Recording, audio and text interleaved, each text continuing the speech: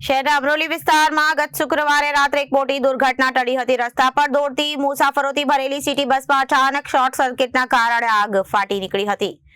બસમાં સવાર 25 જેટલા મુસાફરોના જીવ અદ્ધર થઈ ગયા હતા, પરંતુ સદનસીબે તમામ મુસાફરો સમયસર સુરક્ષિત રીતે બહાર નીકળી જતા મોટી જાનહાનિ ટળી હતી। ચેરમેન સોમનાથ મરાઠેનો મિજાજ ગરમ છે, અધિકારીઓનો ઉઘડો લીધો। આ ઘટનાને પગલે જાહેર પરિવહન સમિતિના ચેરમેન સોમનાથ મરાઠે લાલધૂમ જોવા મળ્યા હતા। તેમણે સિટી લિંકના અધિકારીઓની ઝટકણી કાઢતા સ્પષ્ટ શબ્દોમાં કહ્યું હતું કે ઓપરેટરોને સાચવવાનું બંધ કરી દો। તેમણે અધિકારીઓ પાસે આ મામલે જવાબ માંગ્યો છે કે શા માટે લોકો જીવ જોખમમાં મૂકવામાં આવી રહ્યા છે। તંત્ર સામે ઉઠેલા તીખા સવાલો પરિવહન સમિતિએ સિટી લિંકની કામગીરી સામે ગંભીર પ્રશ્ન ઉઠાવ્યા છે કે ડેડલાઇન પૂર્ણ છતાં બસો કેમ ચાલુ છે। જે ડીઝલ બસોની સમય મર્યાદા ડેડલાઇન પૂર્ણ થઈ ગઈ હોય તે હજુ પણ રસ્તા ઉપર કેમ દોડાવવામાં આવી રહી છે। બસોનું ફિટનેસ નબળું હોવા છતાં અને તે કંડમ જાહેર કરવા લાયક હોવા છતાં કોના ઇશારે આ રસ્તા પર ઉતારવામાં આવી રહી છે। ઘટનાની ગંભીરતા જોતા ચેરમેને કડક આદેશો આપ્યા છે। શહેરમાં દોડતી તમામ 400 સિટી બસોના ફિટનેસ રિપોર્ટ તાત્કાલિક અસરથી રજૂ કરવા આદેશ અપાયો છે। જો કોઈ પણ બસમાં ટેકનિકલ ખામી જણાશે તો સંબંધિત એજન્સીને તાત્કાલિક અસરથી પ્રતિબંધિત કરવામાં આવશે। શુક્રવારની ઘટનાનો વિગતવાર રિપોર્ટ આવ્યા બાદ જવાબદાર એજન્સી સામે કડક કાયદાકીય અને વહીવટી પગલાં ભરવામાં આવશે। સુરત મહાનગરપાલિકાના ટ્રાન્સપોર્ટ કમિટીના અધ્યક્ષ સોમનાથ મરાઠેએ જણાવ્યું હતું કે અમરોલી વિસ્તારમાં ડીઝલ બસમાં શુક્રવારે આગ લાગી હતી। એ ખૂબ જ ગંભીર બાબત છે। ડ્રાઈવરની જાગૃતતાને કારણે પેસેન્જરોને બસમાંથી નીચે ઉતાર્યા હતા અને પ્રથમ જે એની માહિતી આવી હતી અને પેનલમાં શોર્ટ સર્કિટના કારણે આગ લાગી હતી, પરંતુ પેનલમાં આટલો મોટો શોર્ટ સર્કિટ થવા એમ ડેપો મેનેજર સાથે પણ વાત કરી હતી। કેવી રીતે ત્યાં મેન્ટેનન્સ થાય છે, તેની ફિટનેસ તમે કેવી રીતે ચેક કરો છો। તાત્કાલિક અસરથી મને તમામ ડીઝલ બસના, પછી તે મારુતિ ટ્રાવેલ્સ હોય કે હંસા ટ્રાવેલ્સ હોય કે ટ્રાવેલ્સની જે આપણે 400 બસ છે તે 400 બસની તાત્કાલિક રીતે ફિટનેસ તમે મંગાવો। એન્જિનની શું પરિસ્થિતિ છે અને બોડી લાઇનની શું પરિસ્થિતિ છે અને બીજી વાર આવી કોઈ ઘટના શહેરમાં નહીં બને એના માટે ડેપો મેનેજર હોય કે અન્ય એનો સ્ટાફ હોય કે અમારા સિટી લિંકના મેનેજર હોય, તમે રસ્તા પર ઉતરીને બસો ચેક કરો, પોતે બસમાં બેસો, બસની અંદર સફાઈ થાય છે કે નહીં તમામ બાબત જુઓ, ડ્રાઈવર બેલ્ટ લગાવે છે કે નહીં, ડ્રાઈવરો ગાડી પરફેક્ટ બસ ચલાવે છે કે નહીં, ઝેબ્રા ક્રોસિંગ પર ગાડી સ્લો કરે છે કે નહીં, સ્પીડની લિમિટ જે આપણે 80થી બાંધી છે તે પરફેક્ટ છે કે નહીં।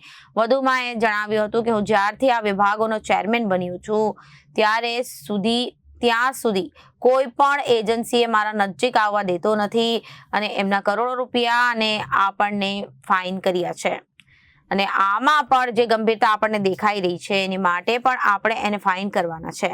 તાત્કાલિક અસરથી આપણે એના બધા રિપોર્ટ મંગાવ્યા છે અને રિપોર્ટના આધારે જ આગળ આપણે બસને ચાલુ રાખીશું કે નહીં અને બસને એમાંથી સસ્પેન્ડ કરી દઈશું તેમ તેમણે જણાવ્યું હતું।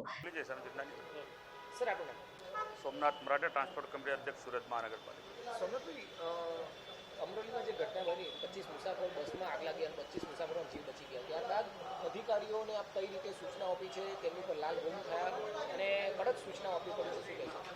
અમરોલી વિસ્તારની અંદર હંસા ટ્રાવેલ્સની જે ડિટેલ બસમાં શુક્રવારે જે આગ લાગી હતી એ ખૂબ જ ગંભીર બાબત છે। ડ્રાઈવરની જાગૃતતાના કારણે પેસેન્જરોએ બસમાંથી નીચે ઉતાર્યા।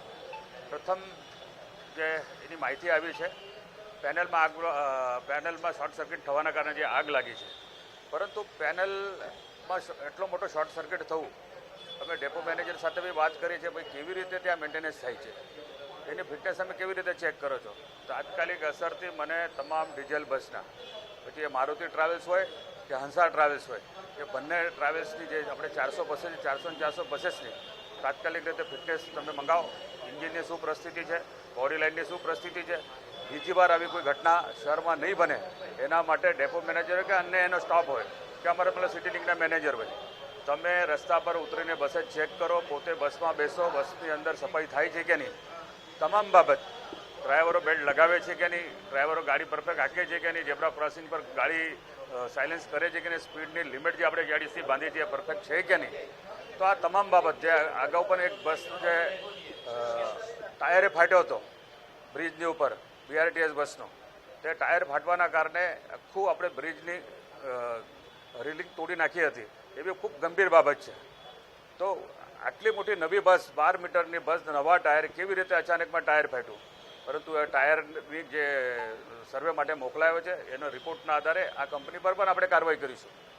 હું જ્યારથી આ વિભાગનો ચેરમેન બન્યો છું ત્યાં સુધી હું કોઈ પણ એજન્સીને મારા નજીક આવવા દેતો નથી ને એમના કરોડો રૂપિયાના આપણે ફાઇન કર્યા છે. અને આમાં પણ જે ગંભીરતા જે આપણે દેખાઈ રહી છે એની માટે પણ આપણે એને ફાઇન કરવાના છે અને તાત્કાલિક અસરથી આપણે એના બધા રિપોર્ટ મંગાવ્યા છે અને એ રિપોર્ટના આધારે જ આગળ આપણે બસને આપણે ચાલુ રાખીશું, નહીં તો બસને એમાંથી સસ્પેન્ડ કરી દઈશું. સર, અધિકારીઓને પણ કઈ સૂચના આપી છે કે નબળું ફિટનેસ હોવા છતાં કન્ડમ બસો રસ્તા પર દોડવી ન જોઈએ અને એ બાબતે પણ કઈ રીતે વાત કરી? અધિકારીને એમાં થોડી બેદરકારી તો છે જ, પરંતુ આપણી પાસે આ જે બसेस છે 7 વર્ષ જૂની બसेस છે. એકચ્યુઅલ આપણે શહેરની અંદર જે ઇલેક્ટ્રિક બસો આપણે 450 જે BRTSમાં ચલાવી રહ્યા છે, આપણને કેન્દ્ર સરકારમાંથી જે સેન્ટ્રલાઇઝ જે ટેન્ડર થયું, ટેન્ડરમાંથી આપણે જે ઓર્ડર હતી 600ની, એ 600ની ઓર્ડર આપણી પાસ થઈ છે.